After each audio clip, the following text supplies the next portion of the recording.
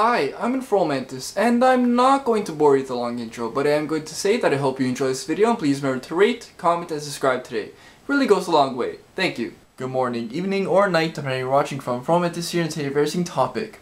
We're human, and part of being human is having fears. Now, I like to group fears into two categories, rational and irrational. Rational fears keep you safe. They're the reason why you don't want to grab a wasp with your bare hand.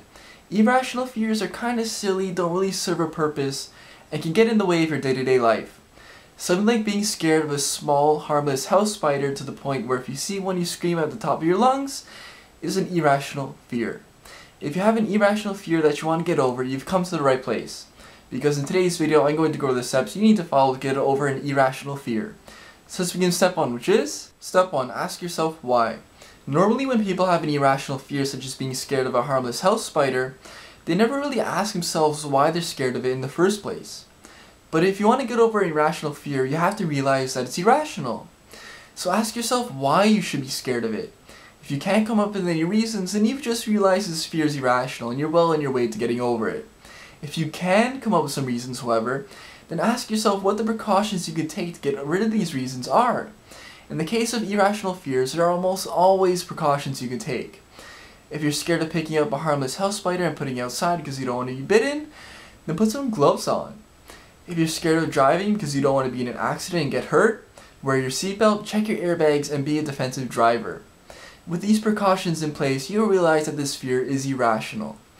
So let's move on to the next step, which is step 2, expose yourself to this fear. Once you realize that this fear is irrational, you'll be able to expose yourself to it without completely freaking out. And through exposure, you'll get over it. Try handling this fear for small amounts of time at first, and gradually build up the amount of time you spend handling it.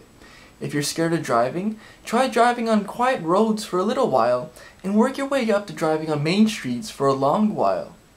Eventually, you'll be so confident in handling this fear that you simply won't be scared of it anymore. So let's move on to the next step, which is step 3, get your friends and family involved. You'll be very surprised to see how much an effect support from friends and family have on you when you're trying to face your fears.